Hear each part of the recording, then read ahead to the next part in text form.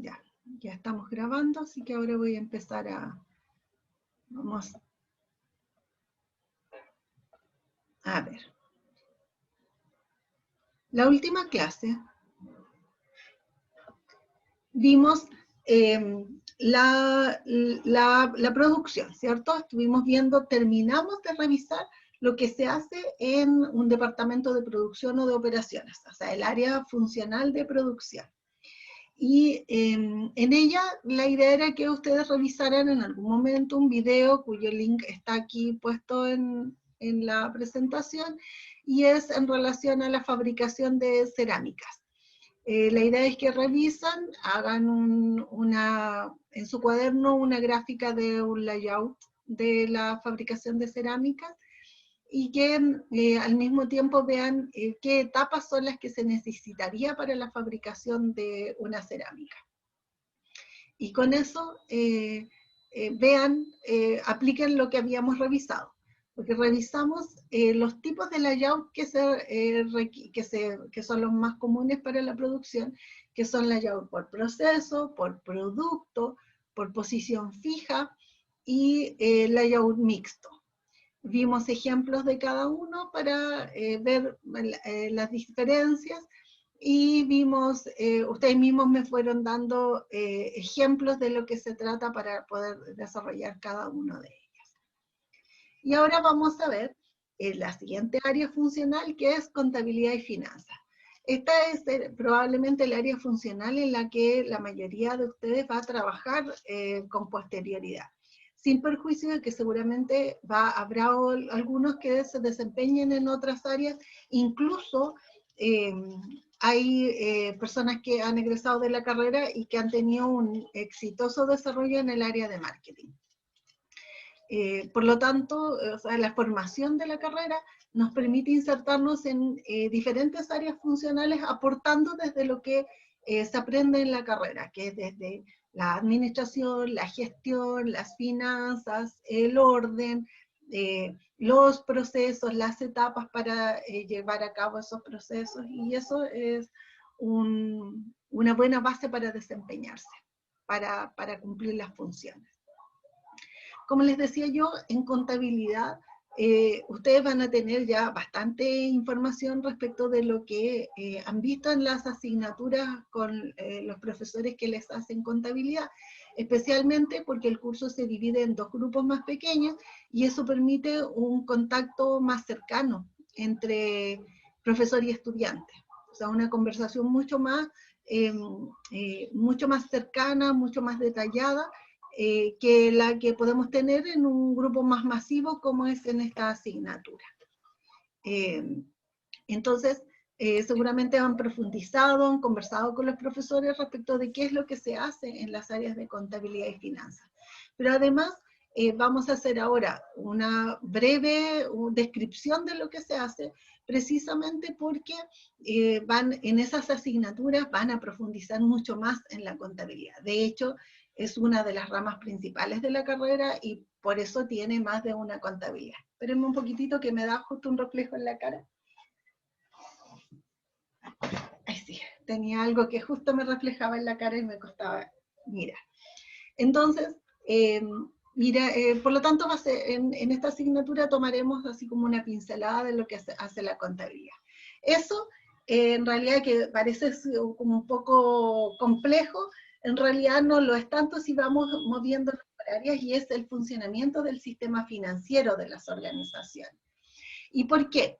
Porque en realidad, si comparamos el sistema financiero de una organización con lo que serían las finanzas personales o de la casa, entonces tenemos que considerar como funciones básicas tener fuentes de financiación, que son fuentes de financiamiento, como obtenemos el dinero, por un lado, y por otro lado, ¿qué hacemos con ese dinero? ¿En qué utilizamos o aplicamos esos recursos? Entonces podríamos decir que el sistema financiero se basa en dos líneas: la obtención de recursos y el uso de esos recursos. Eso es lo que se describe en esta pequeña gráfica, en esta información, en este mapita. Si nos vamos por cada línea, primero, para poder invertir, primero tenemos que obtener los recursos. Entonces, es el sistema financiero quien debe tener claridad de dónde conseguir esos recursos. Entonces, primero debemos conocer y elegir de qué manera vamos a obtener esos recursos, de dónde van a llegar los recursos a la organización. Y para saber de dónde vamos a llegar, tenemos que saber lo que la organización tiene y qué es lo que el mercado financiero nos ofrece. El mercado financiero está compuesto por todos los bancos e instituciones externas a la organización y que nos proveen de cierta cantidad de recursos. Es decir, nosotros podemos no tener el dinero, pero conseguirlo a través de un banco, a través de un crédito que nos otorgue un proveedor, a través de acreedores. O sea, tenemos formas de obtener. Ahora, esos recursos pueden ser de corto plazo, de largo plazo, podemos cobrar al contado y entregar con posterioridad el producto. O sea, tenemos que buscar formas de obtener ese financiamiento. Y ese financiamiento tendrá que ver también con lo que la organización hace, con el propósito de la organización. Entonces, para revisar el financiamiento, tenemos que conocer la estructura financiera de la organización y qué es lo que hay como oferta en el mercado. Si nosotros pensamos a propósito de la pandemia del COVID en Chile, se ha escuchado bastante, no sé si ustedes lo han oído, de los FOGAPE. Y esos son fondos de ayuda enfocados en las empresas.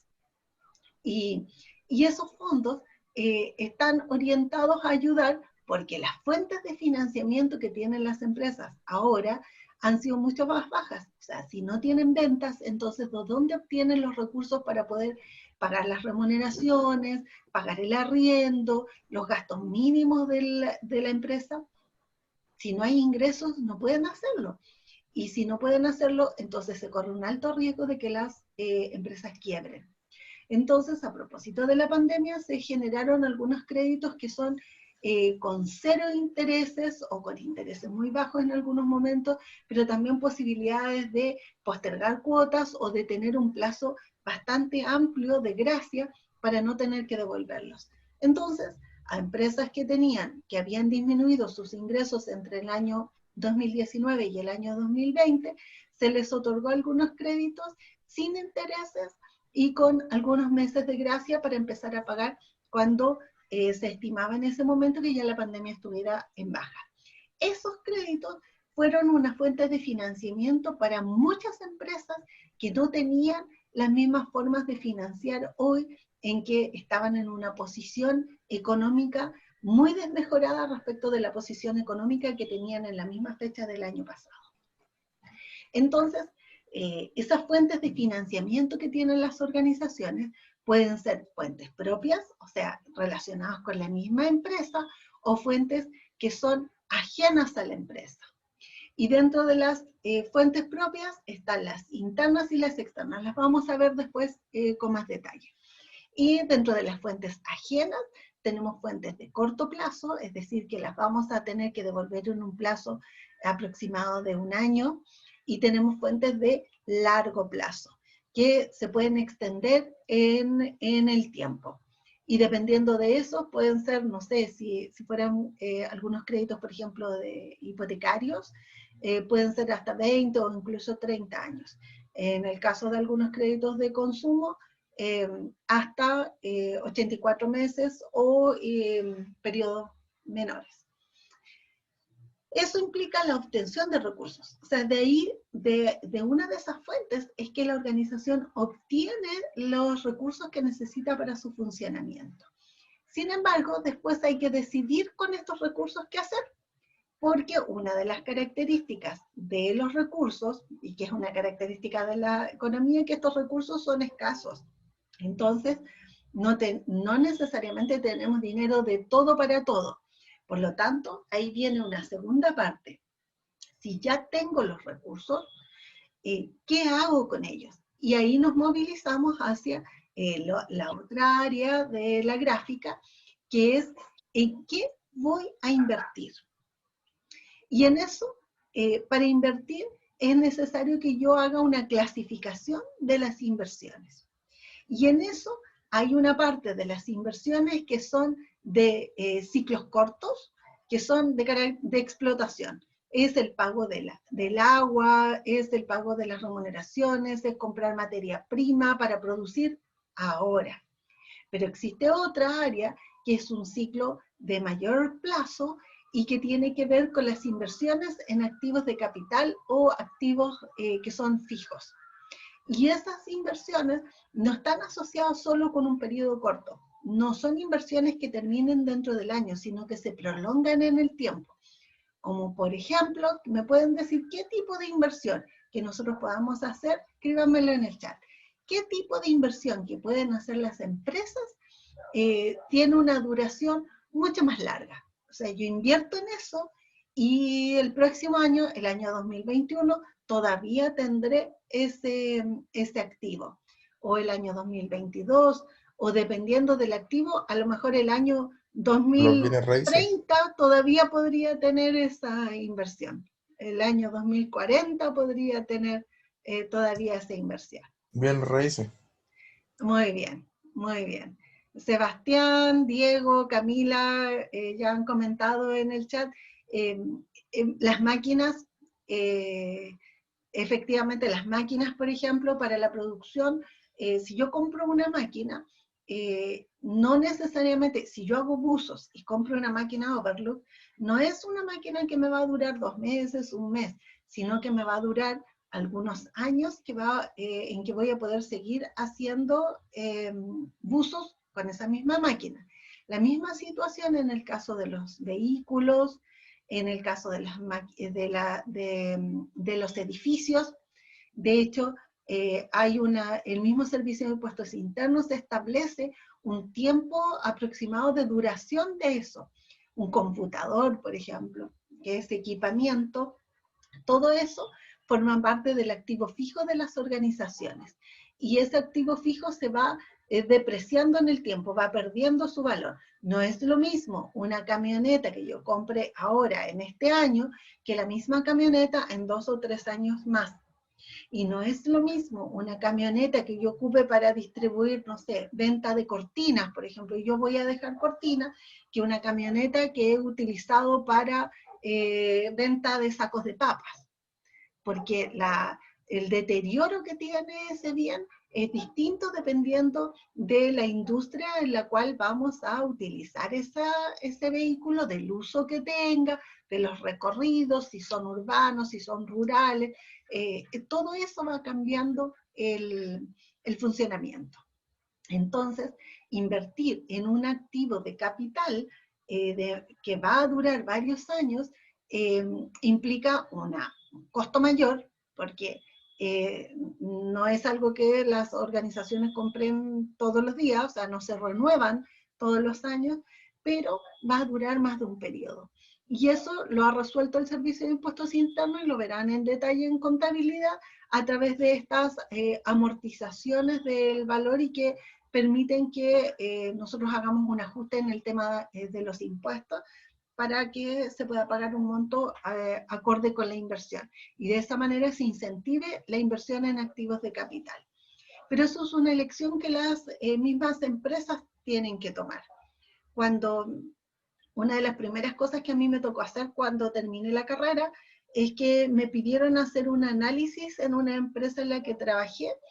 Me pasaron unos antecedentes y me dijeron que evalúe si era conveniente para la empresa mantener el parque automotriz que tenían camionetas, y habían diferentes camionetas en esa época, tenían algunas Toyota Hilux, tenían unas Chevrolet Loop, seguir con esas camionetas que pertenecían a la empresa, mantenerlas, hacer la mantención y cuidarlas, ¿cierto? Mantener esos vehículos, era una opción.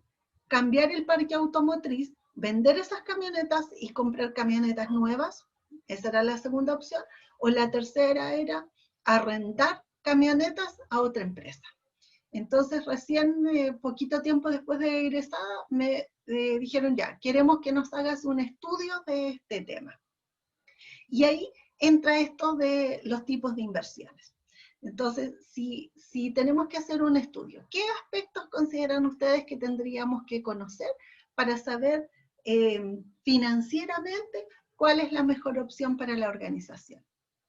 Porque también hay una decisión política, ¿cierto? No, yo quiero que las camionetas sean mías, no quiero arrendarlas, o al revés, no, prefiero ni estar pensando, no importa lo que cueste, no quiero estar pensando en las mantenciones, en saber si la camioneta está buena o está mala, yo quiero arrendarla y si no me gusta, que se encargue otra empresa de traerme las nuevas camionetas.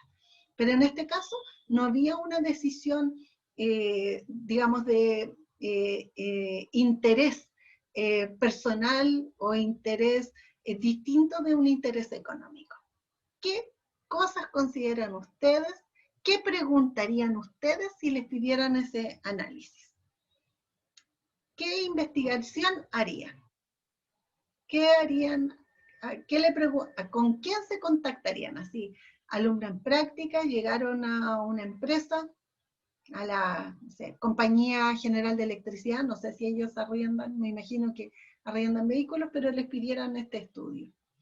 O si la misma Universidad de la Frontera les dijeran, ¿sabes qué? Queremos que nos hagas un estudio para saber si arrendamos los vehículos, los buses que tiene la universidad, y camionetas, furgones, van, o las mantenemos, renovamos, ¿qué hacemos con ellas? ¿Qué preguntas claves harían? Cuéntenme en el chat. Yo encuentro que lo primero que preguntaría es el uso que se les da a la camioneta. Porque como usted mencionaba, si es un vehículo que va, no sé, hacia el campo, hacia el cerro, que se deteriora fácilmente, yo creo que esos vehículos con mayor rapidez hay que irlos renovando porque dan como panas, por así decirlo, más rápido, por el desgaste que tienen. Entonces yo creo que eso sería lo primero que preguntaría, el uso que se les da a las camionetas, o a los vehículos en este caso. Muy bien, esa sería entonces un buen inicio, ¿cierto? Ya, tenemos camionetas. ¿En qué las usamos? ¿Las usamos en el área urbana, rural? ¿Cumplen lo que tenemos? ¿Cumplen lo que necesitamos o no? Esa sería una primera decisión. Porque si los modelos que tenemos, que a lo mejor eran súper buenos hace algunos años, no se ajustan a lo que hoy estamos haciendo, entonces facilita la decisión. También en el chat Diego sugiere el rendimiento.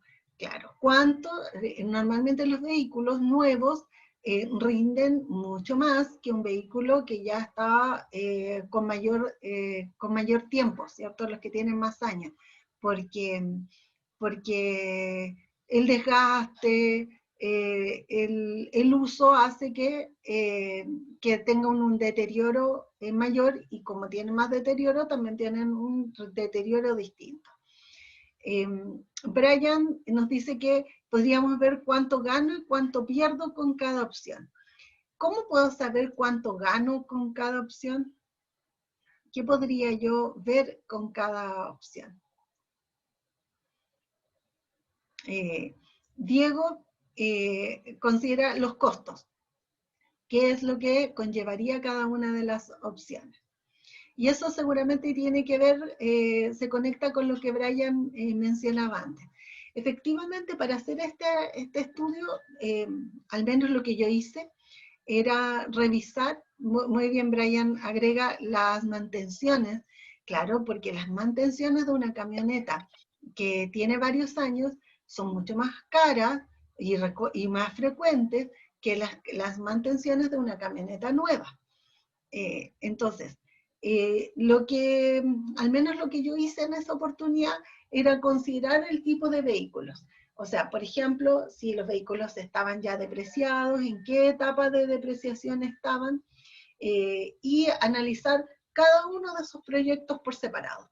Entonces tomamos el proyecto de mantener las camionetas y lo proyecté a un par de años más, considerando que esas camionetas en algún momento se iban a vender igual.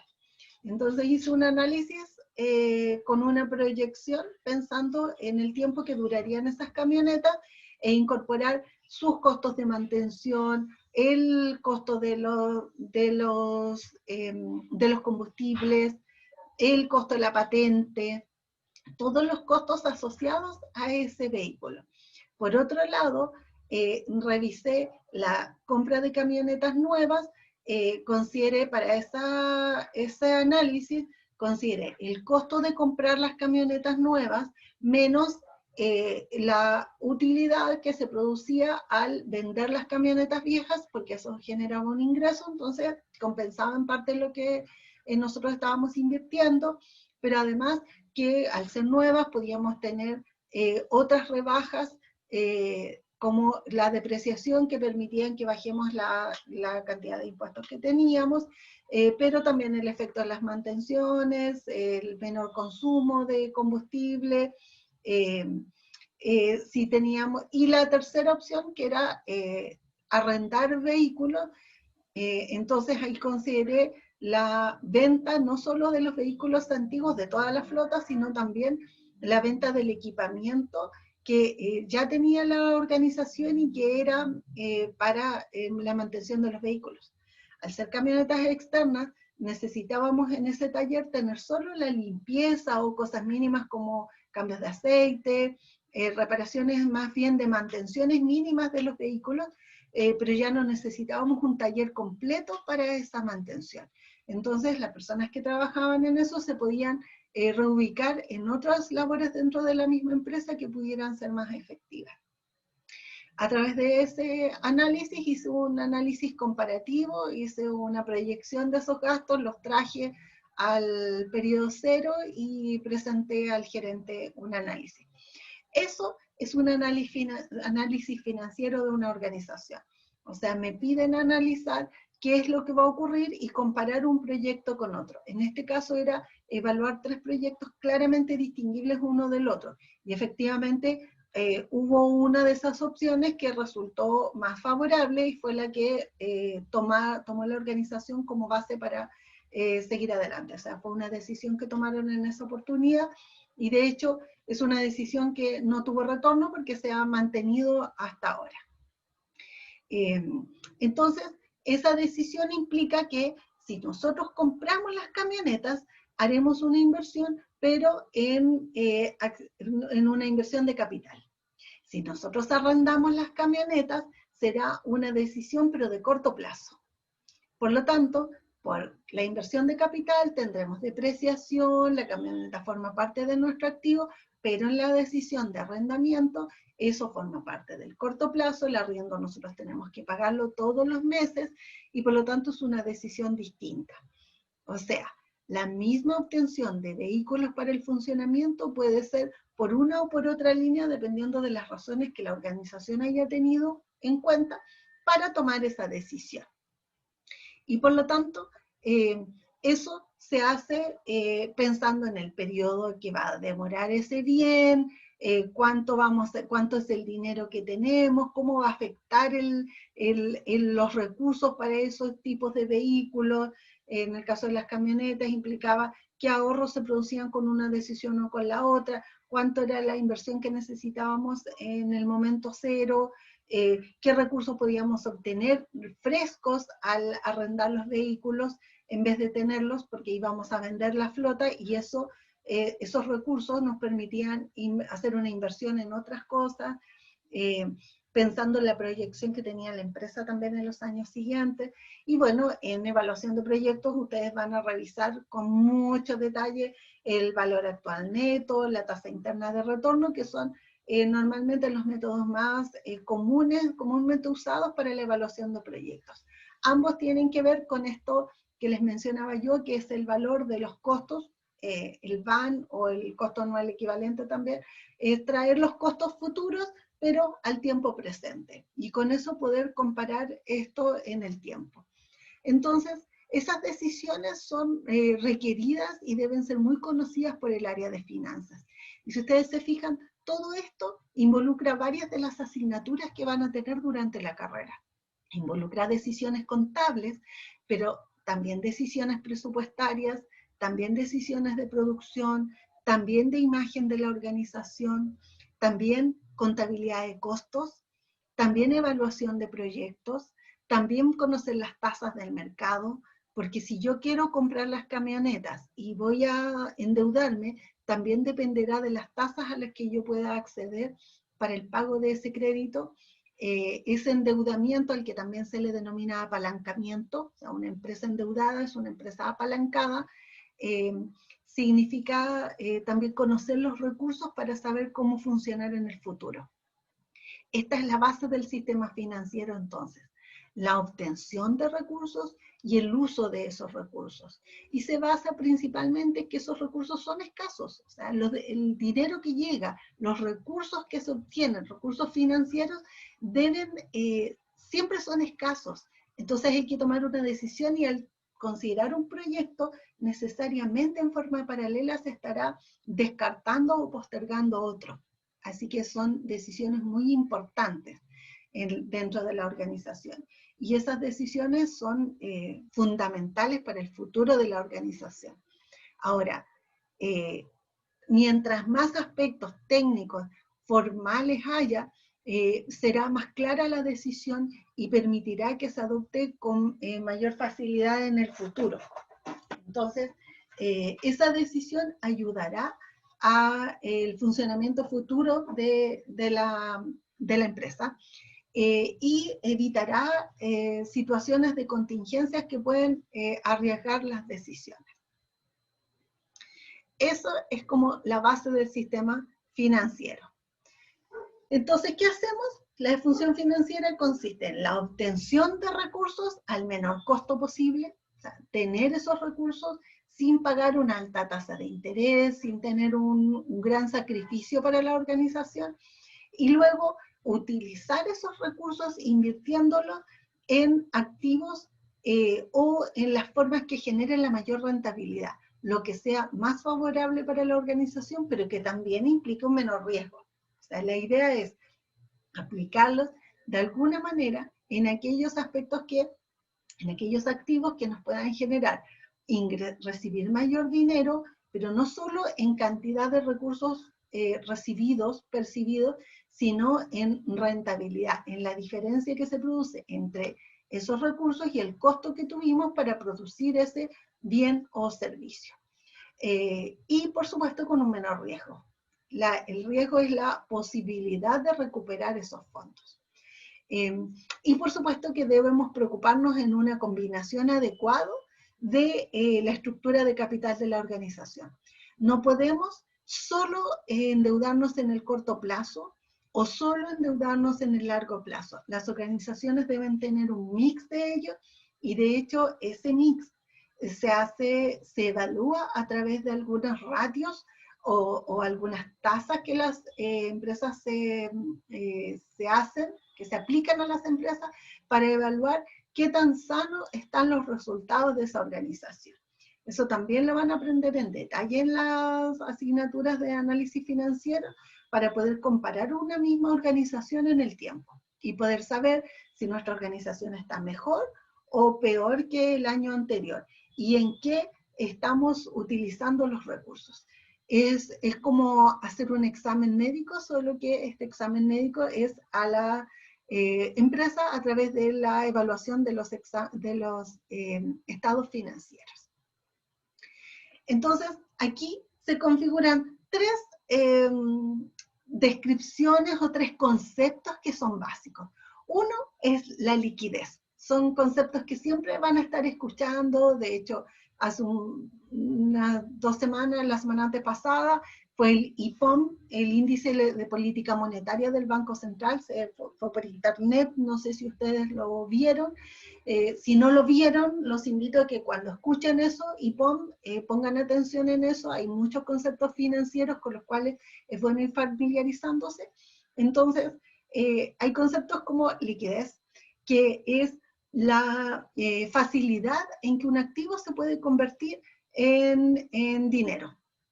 Entonces, por ejemplo, la cantidad de recursos que nosotros tenemos en el banco. Se pueden convertir, nosotros tenemos una cuenta corriente o una cuenta de ahorro que dice que tenemos 1 millón de pesos. ¿Podemos rápidamente convertir ese dinero ese millón de pesos en dinero en efectivo? Sí, ¿cierto? Basta que nosotros vayamos al banco y lo retiramos. o vamos a un cajero automático, lo retiramos y listo, tenemos el dinero en efectivo.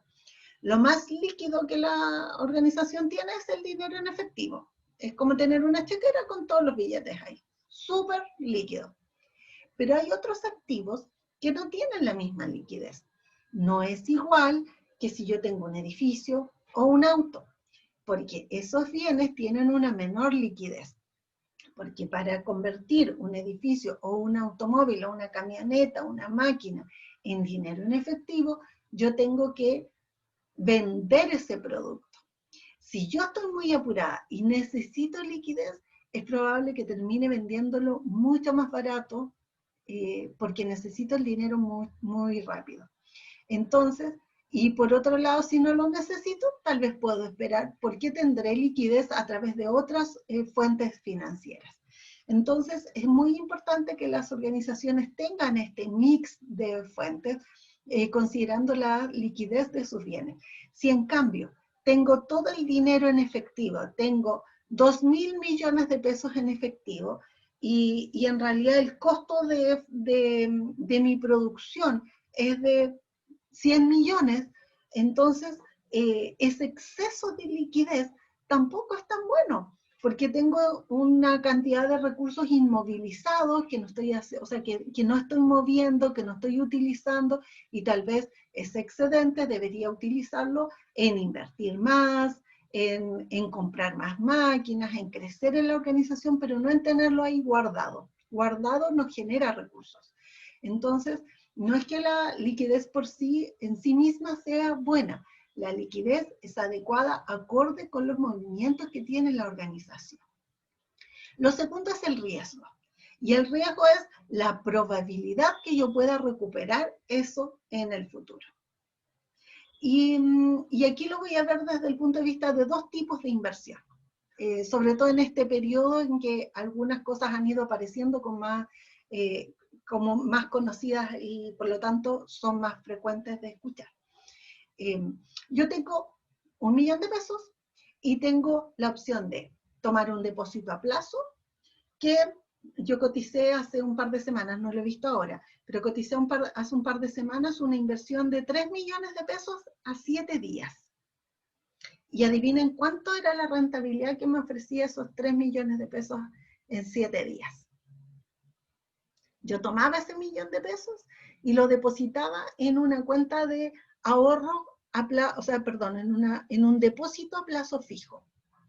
Significa que lo ponía en el banco, iba a un banco, lo depositaba a plazo fijo y en 7 días más lo cobraba, recuperaba mis 3 millones más esa inversión, o bien lo volvía a invertir. A la tasa de ese momento, que fue hace como 1 mes y medio. A la tasa de ese periodo, yo tomaba esos 3 millones, los invertía y en 7 días tenía la increíble rentabilidad de 70 pesos. 70 pesos era la rentabilidad de esos 3 millones en 7 días. Por lo tanto, sí, o sea, imagínense, le pregunté a mi hijo cuánto costaba un miti-miti para poder tener una proporcionalidad, porque como hace tiempo que no compraba miti-miti, entonces no tenía yo el concepto de cuánto costaba un miti-miti. Y, espérenme, voy a tomar agüita. Y la verdad es que invertir 3 millones de pesos en ese momento no me alcanzaba para comprar un miti-miti. Para poder comparar cómo estaban las situaciones. Tengo entendido que ahora las tasas han estado mejores, pero hagan ustedes el juego y se pueden meter a un banco y hagan una simulación de una inversión para que vean más o menos cuál es la tasa de rentabilidad. Ahora, ¿cuál es la ventaja de eso? Que en realidad si yo invierto esos 3 millones, tengo claridad que en 7 días más tendré mis 3 millones 70 pesos recuperados. Y en 14 días tendré mis 3 millones 142 pesos. Porque los 70 pesos también me van a dar rentabilidad. Entonces, y y en 21 días tendré los 3.215.000 pesos. Tendré la rentabilidad de los 3 millones, la rentabilidad de los 70 pesos que gané en los primeros 7 días, pero será esos 70 pesos, la rentabilidad de esos 70 pesos por 3 semanas, más la rentabilidad de los segundos 70 pesos por 2 semanas, más la rentabilidad de los terceros 70 pesos por 1 semana. O sea, al cabo de 3 semanas tendré esa rentabilidad y serán 3.215.000 pesos, que no alcanzan ni siquiera para el pasaje de micro si quisiera ir a cobrarlos al centro. Entonces, pero como se hace por internet, pero es una rentabilidad fija. O sea, yo sé que voy a recuperar esa cantidad de dinero. En cambio, hay otras opciones en que yo podría recuperar más dinero. Y podría, por ejemplo, comprar acciones. Y podría decir, pero hay acciones que han estado subiendo mucho este tiempo. Las acciones, por ejemplo, de Amazon han subido muchísimo. Entonces, como están subiendo las acciones y esas han tenido una gran rentabilidad, yo podría tomar los 3 millones y comprar acciones de Amazon. Y como en el pasado han tenido harta rentabilidad, mi expectativa es que en el futuro también tengan harta rentabilidad. Sin embargo, esa opción que en el pasado fue rentable no tiene garantía de que en el futuro lo sea. Y podría ocurrir algún cambio en el mercado que hagan que esas acciones, en vez de ganar, pierdan. ¿Recuerdan lo que yo les decía antes de las acciones de la Polar? Hubo una tremenda disminución en el precio de esas acciones. Entonces, podría ser que en vez de ganar 70 pesos, yo pierda 1 millón, o 2 millones, o todo, y me quede con una franja muy, muy pequeña. Entonces, bajo esa figura, la inversión que me genera, que me podría generar mayor rentabilidad, tiene un gran riesgo. O sea, el riesgo es la probabilidad que tengo de recuperar ese dinero. Con un depósito a plazo, tengo mayor probabilidad que con una inversión en fondos mutuos o en compras de acciones. Y el tercer grupo es la rentabilidad. Y es, en realidad, el rendimiento o la utilidad directa que genera un activo. Y aquí, el juego atractivo es cómo la rentabilidad y el riesgo se van movilizando. ¿Por qué yo elegiría invertir, en vez de tener fijos esos 70 pesos de rentabilidad, decidir invertir en acciones de Amazon o de otra organización? Tomaré esa decisión de inversión porque esa decisión de inversión es más rentable. Entonces pienso, no, ¿cómo va a ser tanto que las acciones de Amazon bajen? Yo creo que me va a ir bien. Y leo que Amazon en realidad ha tenido estabilidad y con la pandemia ha aumentado mucho más el precio de sus acciones. Entonces, y como la rentabilidad de la otra opción no es tanta, entonces tal vez tengo, como dice Diego, más opciones de ganar. Entonces, si tengo más opciones, entonces prefiero aumentar el riesgo, pero apostando en que voy a tener mayor rentabilidad. Entonces, podría ser que Diego decida invertir en acciones, mientras yo tengo una posición un poco más conservadora, y digo, sí, pero en realidad el tema de las acciones no la conozco mucho y prefiero no arriesgarme, entonces prefiero ganar mis 70 pesos, por último no hice nada, solo los tuve ahí, si los tuviera en el colchón, debajo del colchón no ganarían nada, y si los tengo en un depósito a plazo, por lo menos gano 70 pesos. Y esas son las decisiones que toman las organizaciones. ¿Qué hacer con los recursos extras? ¿Y cuál es el juego entre rentabilidad y riesgo? Por eso hay personas, porque esa decisión que toman las organizaciones también las tomamos las personas en forma individual. Y en general estamos combinando estas decisiones de rentabilidad y riesgo entre las distintas opciones de inversión que hacemos. Puede que funcione, pero también puede que no funcione. Pero si funciona, nos va a ir súper bien. Entonces, ahí va en nuestra propia decisión, característica personal, de tener más aversión o un poco más temor hacia el riesgo, o ser mucho más arriesgado. Entonces seguramente en la decisión que yo les menciono, Diego tendría una posición mucho más arriesgada al invertir en acciones, y tal vez yo una posición mucho más conservadora al decidir el depósito a plazo. No hay una decisión básica, no hay una que sea mejor que la otra, porque cada organización tomará la decisión acorde con sus propias características, los tipos de negocio, lo que eso significa. Entonces, hay siempre una relación entre riesgo y rentabilidad. Mientras más riesgo haya, yo exijo a la inversión más rentabilidad. Entonces, de esa manera resulta más atractivo que yo me convenza, o que convenza a otros de hacer la inversión en lo que yo les estoy sugiriendo. Esa es la forma de relacionar los conceptos de riesgo y rentabilidad. Ahora, obviamente las opciones de financiamiento que toman las organizaciones son las mejor que ellos consideren.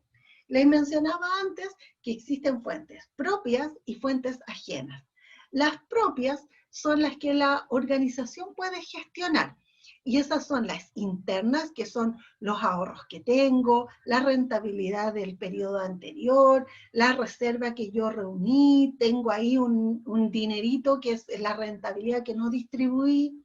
Pero también tengo otras opciones que, siendo propias, son externas, como por ejemplo pedir a los socios que apliquen más capital, que aumenten, o generar mayores acciones. No sé si han escuchado que de pronto aparece así como una nueva emisión de acciones.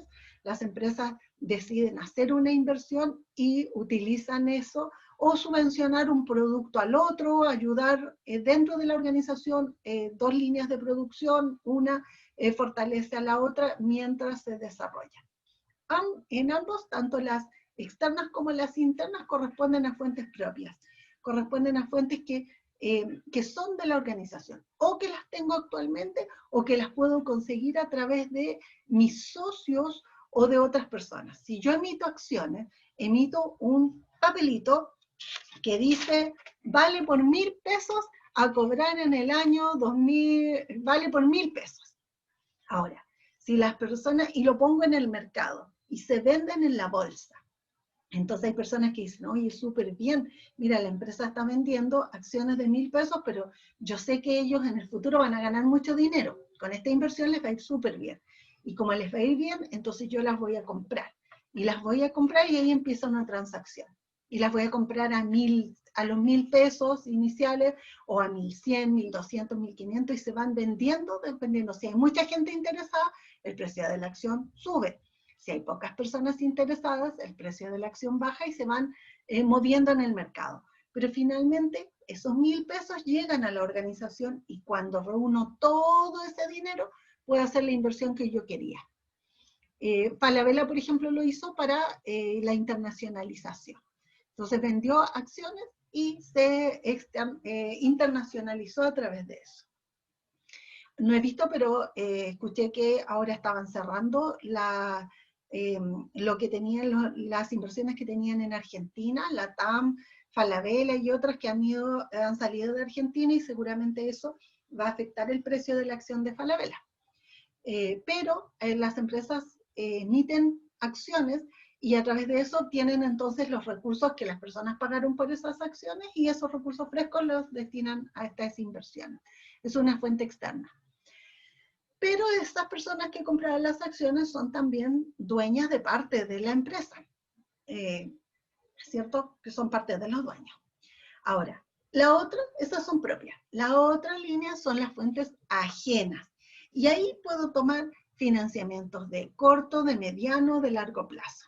En los financiamientos de mediano y largo plazo son esos que duran muchos años, y puedo pedir un endeudamiento a 5, 8, 10 años o incluso más. Y eso es a través de préstamos o a través de una figura que se denomina leasing. ¿En qué consiste el leasing? En que yo arriendo una camioneta, por ejemplo, es un arrendamiento con opción de compra. Entonces yo tengo una camioneta, Si por una camioneta habitual yo pagaría 500.000 pesos de arriendo, a través del leasing voy a pagar 600.000. Pero pagaré todos los meses 600, 600, 600, 600.000, pero cuando pague la última cuota voy a inventar, pero en 5 años más, esa camioneta que yo tenía arrendada pasa a ser de mi propiedad. Entonces, eso se llama leasing o, que es lo mismo, arrendamiento con opción de compra. Si yo en ese momento decidiera que en realidad no quiero la camioneta para mí, desisto de esa opción de compra y no pasa nada. Esa es una fuente ajena, porque un banco es el dueño de la camioneta. Ellos me están facilitando la camioneta y yo estoy pagando una cuota mensual pensando en que en el futuro seré dueña de esa camioneta. Y eso es de largo plazo, porque no es algo que termine en un año. Y a través del leasing se obtienen máquinas, equipamiento, infraestructura, que es un edificio, vehículos. Y hay otras fuentes que son de corto plazo. También puedo pedir un crédito a un año, a 6 meses, un crédito a pagar en 3 cuotas, en una cuota. Puedo pedir descuento, puedo usar factoring, que es, vendí con una factura. Le vendí a Víctor uno de mis productos, no sé, aros, porque se los va a regalar a alguien. Entonces le vendí unos aros y le emití una factura. Pero Víctor no tiene el dinero para pagar los aros ahora. Yo tengo una factura que dice que Víctor me va a pagar 3.000 pesos el próximo mes. Entonces yo tomo esa factura, escálenla a los movimientos de las organizaciones, ¿cierto? Tomo esa factura y la llevo a una empresa de factoring.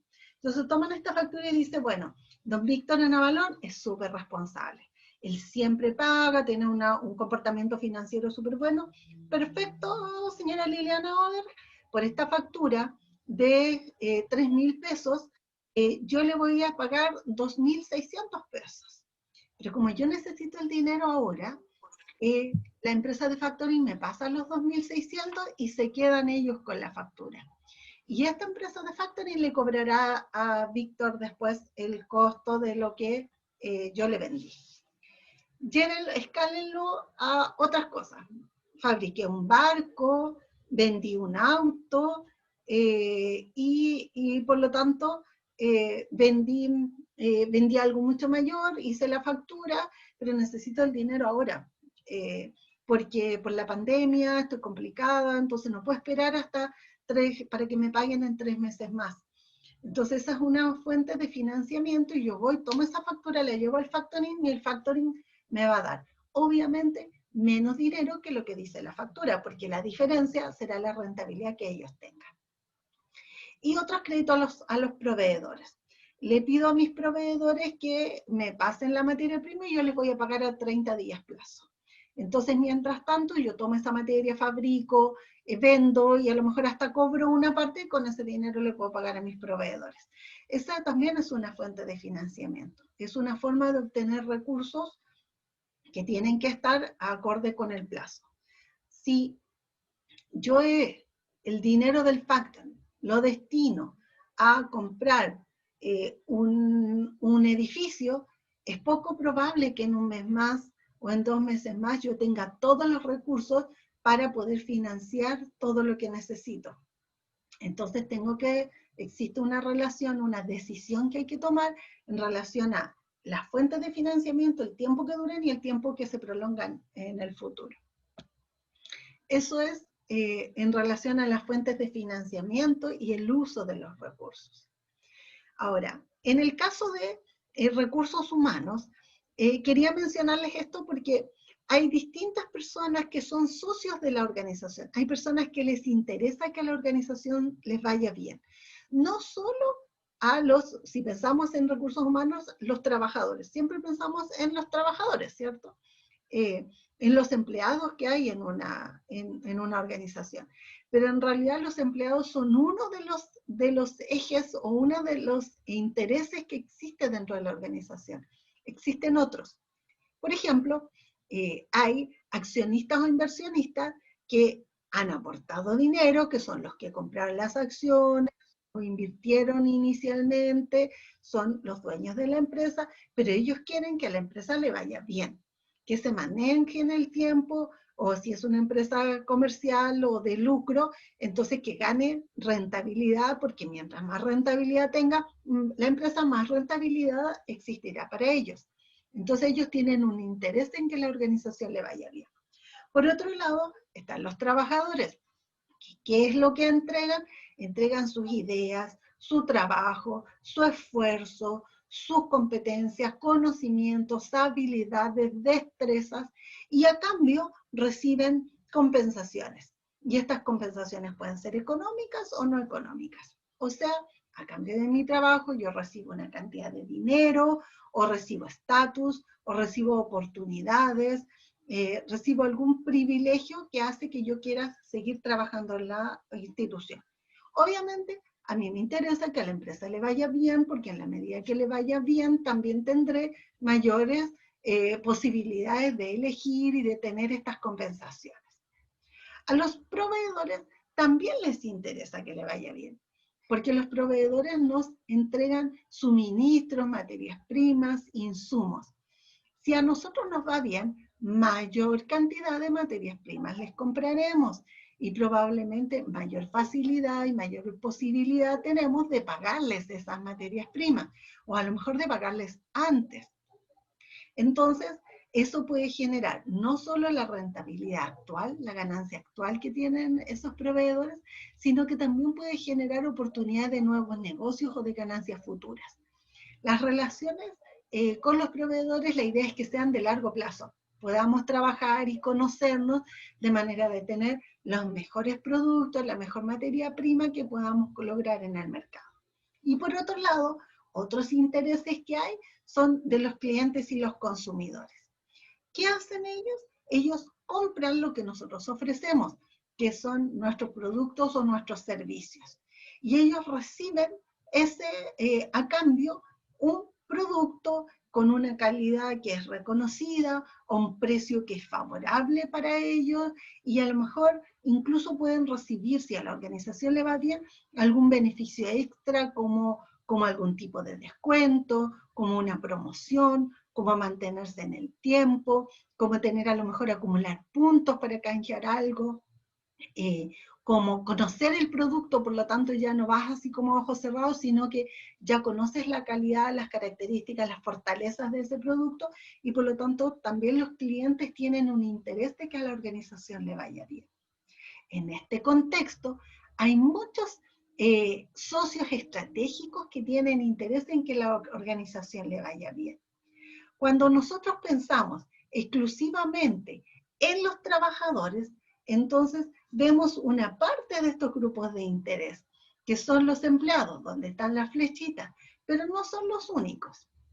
Ahora, para ver qué es lo que hacen los empleados y qué es lo que hace en realidad un área de recursos humanos, es que el principal objetivo es desarrollar las funciones administrativas para promover el desempeño eficiente y lograr que las personas alcancen objetivos individuales que sean consistentes con los objetivos organizacionales, de manera que todas se movilicen en un mismo propósito. Mencionamos cuáles serán los intereses de los trabajadores. La idea es que la empresa les pueda proporcionar esos beneficios de manera que con el mayor estímulo las personas puedan desarrollar las tareas que la organización ha propuesto. ¿De qué manera? A través de lograr la obtención de esa misión y la visión que la organización ha trazado. Así, los trabajadores y trabajadoras desarrollarán sus funciones para obtener los propósitos organizacionales. Alineando esos intereses con los intereses de la organización, en realidad gana la organización y también ganan los trabajadores al lograr esa compensación que les mencionaba antes. Mientras a la empresa le va bien, mayores beneficios pueden tener los trabajadores. O si no los tienen, mayores beneficios pueden gestionar con la organización para obtenerlos. O sea, mayor posibilidad tienen de gestionar esos beneficios. en circunstancias complejas como las que hemos vivido estos últimos meses, hay organizaciones que, en las cuales ha sido difícil lograr los objetivos organizacionales. Y si esos objetivos no se cumplen, difícilmente se cumplen los intereses de los trabajadores en la manera que ellos los han programado. Por lo tanto, hay todo un nuevo análisis, una reestructuración de qué es lo que hacer para cumplir esos objetivos. Porque finalmente las empresas tienen una relación entre lo que hacen y la forma en que lo que están haciendo actualmente y lo que harán en el futuro. Y les voy a mostrar un poquitito cómo se relaciona la empresa en la gráfica aquí de los dibujitos que hemos utilizado en otras oportunidades. Cuando nosotros vemos una empresa, hay actividades que las empresas desarrollan, que son en el corto plazo, no sé cómo me van a quedar las letras aquí, así que, y hay actividades que son de largo plazo. O sea, hay tareas que se hacen ahora y hay tareas que se hacen después. Por otro lado, hay tareas que se hacen en enfocada a los procesos, aquí les voy a colocar texto mejor para que me quede más bonito, enfocada a los procesos que se hacen en recursos humanos, y hay tareas enfocadas en las personas.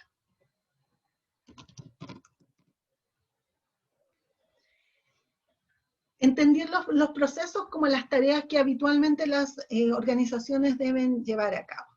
En recursos humanos, por ejemplo, está contratar, pagar los sueldos, pagar los finiquitos, asignar las vacaciones, entregar la ropa. Entonces hay algunas cosas que son procesos. Y son procesos como, por ejemplo, la contratación. Si nosotros vemos este eje, el primer eje, este eje está enfocado en los procesos y en el corto plazo. Entonces aquí tendremos lo que hace diariamente el área de recursos humanos. ¿Y qué hace diariamente? Por ejemplo, controla la asistencia. En el área de recursos humanos, hoy en todas las áreas de recursos humanos habrán visto quién llegó atrasado, quién llegó a tiempo, quién marcó, quién faltó, y si faltó, entonces tendrán un registro de lo que esa persona, por qué faltó, qué es lo que pasó, y eventualmente le van a descontar el sueldo por no haber venido a trabajar. Están orientados en los procesos y en el corto plazo. Ahora, hay otro grupo que está orientado a las personas y en el corto plazo. Entonces aquí habrá un grupo que en este cuadrante estará enfocado en las personas. Y a las labores de esta área estarán relacionados con un interés del trabajador.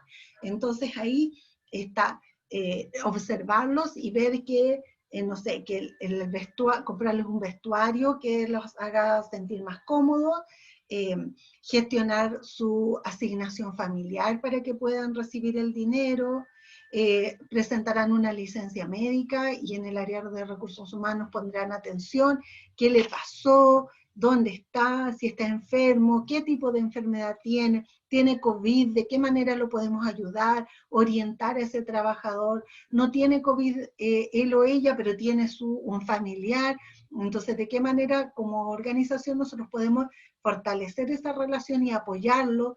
Entonces, a esta área que es del corto plazo y que están como en el día a día también de actividades, no están orientados a un proceso, es una relación directa con el trabajador.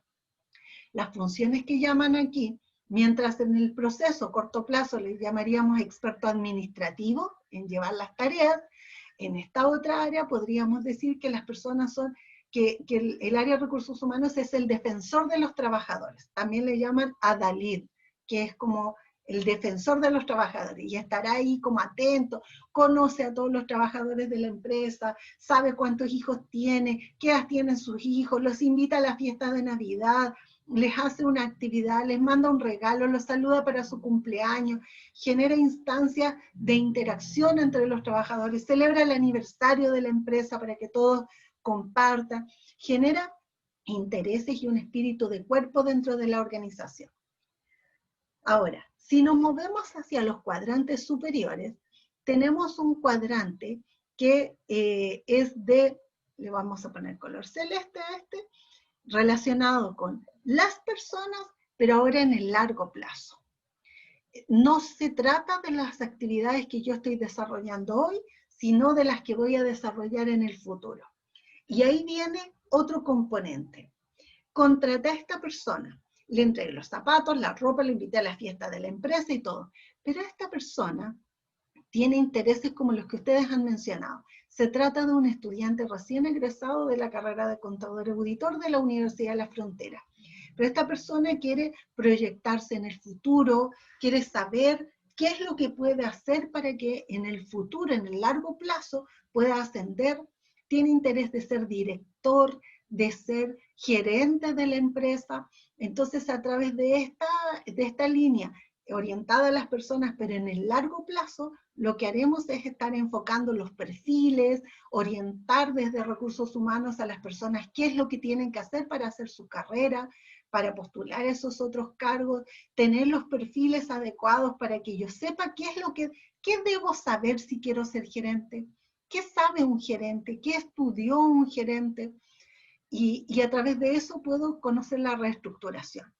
Ahora, también puede significar reestructurar en periodos como este de pandemia, en que las empresas se han achicado, o al revés, que a través de esta pandemia se han producido oportunidades y hemos crecido mucho.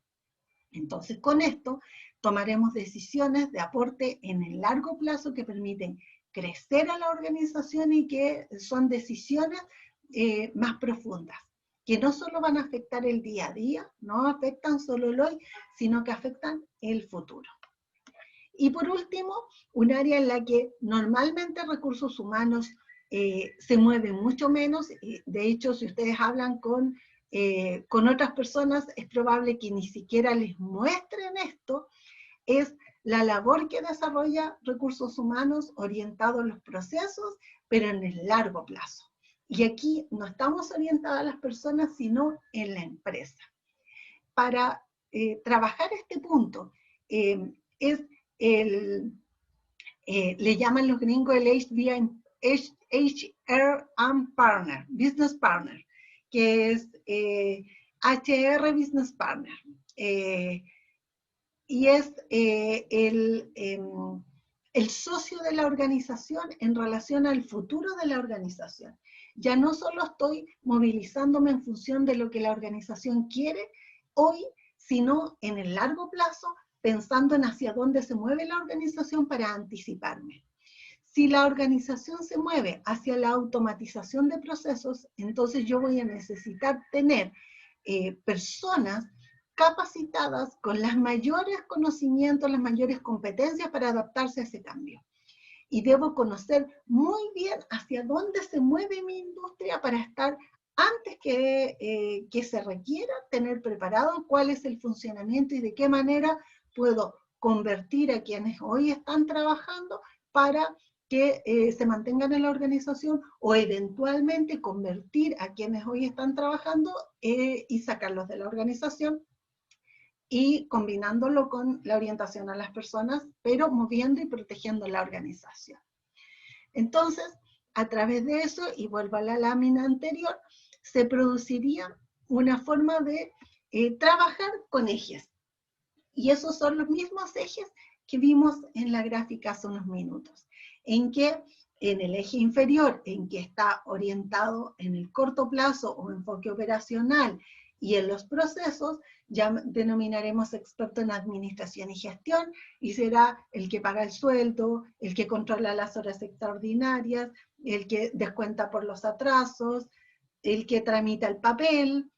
Tendremos el socio de los trabajadores, que será el que organiza la fiesta de la organización, y eso será día a día, pero orientado a las personas, el que organiza la fiesta de la empresa, el que le paga las becas, que orienta, que los impulsa a que sigan avanzando, el agente de cambio, que mirará el futuro, generará oportunidades de desarrollo para las personas, y el socio estratégico, que es esa persona que conoce muy bien el funcionamiento del negocio, y a través de recursos humanos será un socio para que los gerentes tomen las mejores decisiones en cuanto al funcionamiento de futuro.